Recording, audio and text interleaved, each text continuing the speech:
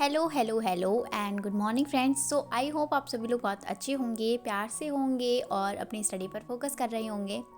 तो हर रोज़ की तरह दिन की शुरुआत करते हुए सबसे पहले करेंगे पानी गर्म, और उसके बाद मैंने जो पानी है वो गर्म करके अपनी बोतल में भर लिया था, जिससे कि ठंडा ना हो। और सर्दियों में ठंडा पानी नहीं पिया जाता। मैं ठंडा पानी पीती हूँ, मेरे दांतों में दर्द होने लग जाता है एकदम ठंडी ठंडी से। और साथ में मैंने जो चने हैं वो भी बॉईल कर लिए थे। उसके बाद आज मैंने अपनी जो टू डू लिस्ट होती है वो बनाई थी, जिनमें मैंने 3 सब्जेक्ट को शामिल किया था। वो है पॉलिटी, साइंस टेक और रीजनिंग। रीजनिंग की क्लास भी मैंने अच्छी खासी कर ली थी। और बता दूं कि जो पॉलिटी है उसके 4 चैप्टर्स मैंने लिए थे, 3, 7 और 10 और 4।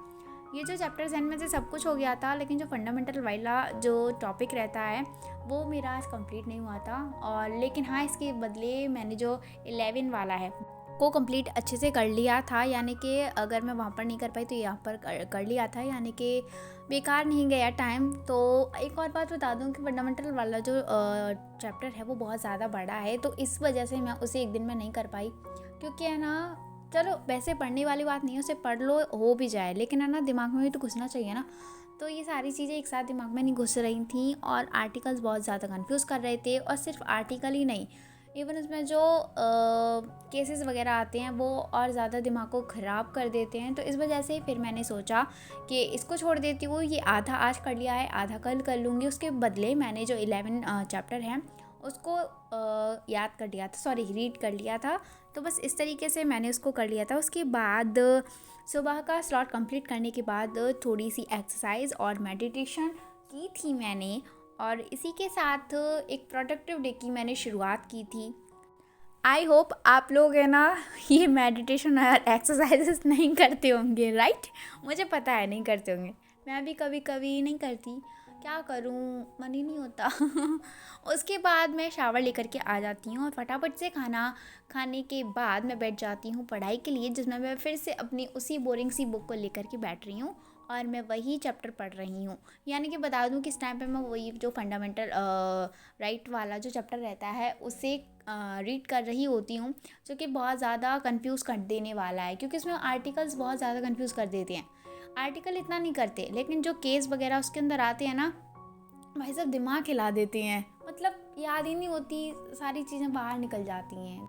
अब सुप्रीम कोर्ट के जो भी निर्णय हैं उन्हें भी हम याद करें, लोग क्या केस कर रहे हैं उन्हें भी हम याद करें, क्या क्या करे एक एस्पिरेंट, सच में कुछ पूछो मत। आई होप आप सभी लोग है ना, अगर एक एस्पिरेंट हो ना तो शायद मुझसे रिलेट कर पा रहे होंगे। और उसके बाद है ना, जब मैं सॉरी यार, बट है ना क्या करूँ कि आज है ना मैं वॉइस ओवर अच्छे से कर ही नहीं पा रही हूँ। क्योंकि देखो, अगर है ना खुशी मेरे साथ में है, या तो वो आवाज़ करती है, अगर वो आवाज़ को बंद कर देती है तो बाहर है ना, पता नहीं सर्दियों में ट्रेन वगैरह सारी चीज़ों की आवाज़ है ना आनी होती है। क्योंकि कूलर पंखे बंद रहते हैं तो सारे जहाँ की आवाज़ बस यहीं सुनाई दे रही है मुझे। तो फिलहाल अभी है ना नीचे टमटम की आवाज़ आ रही थी, फिर ट्रेन की आवाज़ आ रही है, कहीं किसी चीज़ की आवाज़ आ रही है, तो ये बंद ही नहीं हो रही है। अब मैं क्या करूँ? तो इस चक्कर में वॉइस ओवर करने में मुझे बहुत ज़्यादा प्रॉब्लम हो रही थी। हाँ, तो एक और बात बता दूँ कि अगर ऐसे मुझे भूख लगती है ना तो और मेरा दिमाग चलता है, तो है ना मुझे खाना बहुत सारा चाहिए, मुझे क्रेविंग होती है। और ऐसा शायद आप लोगों के साथ भी होता होगा, क्योंकि जब हमारा दिमाग ज़्यादा चलता है ना तो पेट भी जल्दी खाली हो जाता है। शायद खाली नहीं होता, लेकिन हाँ कुछ खाने खाने का मन करता है। तो कुछ टाइम बाद में फिर से जो मेरे पास चॉकलेट्स होती हैं मेलोडी, जो कि मुझे पसंद हैं, तो मैं उन्हीं को लेती हूँ और उसी से अपनी क्रेविंग को दूर भगाते हुए अपनी स्टडी को फिर से स्टार्ट करने के लिए रेडी हो जाती हूँ।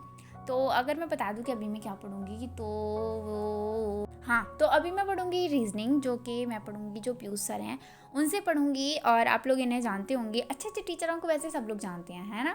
तो सारे टीचर्स वैसे अच्छे ही होते हैं, बट हाँ कुछ ऐसे होते हैं जिनकी वजह से हमारा कोई काम बन जाता है, या फिर जिनके ज्ञान देने से हमें बहुत सारा ज्ञान मिल जाता है। तो इसीलिए शायद कुछ टीचर हमारी लाइफ में इम्पोर्टेंट हो जाते हैं। तो उसके बाद मैं बैठ जाती हूँ रीजनिंग की क्लास लेने के लिए, और मैं इस क्लास को भगाते हुए 2x पर ले लेती हूँ। बिकॉज है ना, ये जो रीजनिंग की क्लास है ना, मैंने 15 के अराउंड कुछ क्लासेस ऑलरेडी ले चुकी हैं। तो मैं सोच रही हूँ कि इन्हें ना फटाफट से ले लूँ। और रीजनिंग इतना टफ भी नहीं है। हाँ, मैथ से तो भैया मैं बहुत ज़्यादा भागती हूँ। मैथ तो मुझे बिल्कुल भी नहीं पसंद है, उल्टा उसका रीजनिंग मुझे बहुत पसंद है। क्या करूँ? ऐसे बहुत सारे लोग होंगे जिनको मैथ बिल्कुल पसंद नहीं होगा, नफ़रत करते होंगे मेरी तरह, लेकिन रीज़निंग सच में अच्छी लगती होगी। तो ये कोई नई बात नहीं है, क्योंकि जो रीज़निंग है वो लॉजिकल होती है, जबकि जो मैथ होता है वो भैया बहुत बेकार होता है, छी। सॉरी सॉरी सॉरी, जो मैथ के प्रिया होंगे उन्हें शायद मेरी बात से आघात ठेस पहुंचा होगा, तो उसके लिए सॉरी, बट मैं क्या करूं, मुझे मैथ नहीं पसंद तो मैं तो ऐसा ही बोलूँगी। तो उसके बाद है ना, मैं खुद को अच्छे से ढक करके रज़ाई में लपेट कर स्वेटर वगैरह पहन करके बैठ जाती हूँ पढ़ाई के लिए। और अभी बता दूँ कि अभी मैं क्या कर रही हूँ, सेम पॉलिटी कर रही हूँ। रीजनिंग किया, सेंस चेक किया, उसके बाद पॉलिटी, फिर से अगेन पॉलिटी पॉलिटी पॉलिटी। आज मैंने बहुत सारा पॉलिटी पढ़ा है। अगर मेरे बराबर कोई पॉलिटिशियन पढ़ लेना तो सच में देश को अच्छा चलाएगा। क्यों, सही बोला ना। अब हंसी मजाक को साइड करते हैं और एक सीरियस हो जाती हूँ मैं। और हाँ, और एक और बात बता दूं कि अगर आप लोगों को मेरे ब्लॉग्स अच्छे लग रहे हो तो प्लीज़ इन्हें लाइक करना, शेयर करना, चैनल को सब्सक्राइब करना मत भूलना, बिकॉज़ मुझे आपके सपोर्ट की ज़रूरत है और आप लोगों को शायद मेरी नहीं होगी। हाँ, तो प्लीज़ चैनल को शेयर कर देना, वीडियो को लाइक कर देना, और हाँ, चैनल को सब्सक्राइब करना मत भूलना। तो आज के लिए इतना ही, मिलते हैं नेक्स्ट वीडियो में, तब तक के लिए bye bye and take care.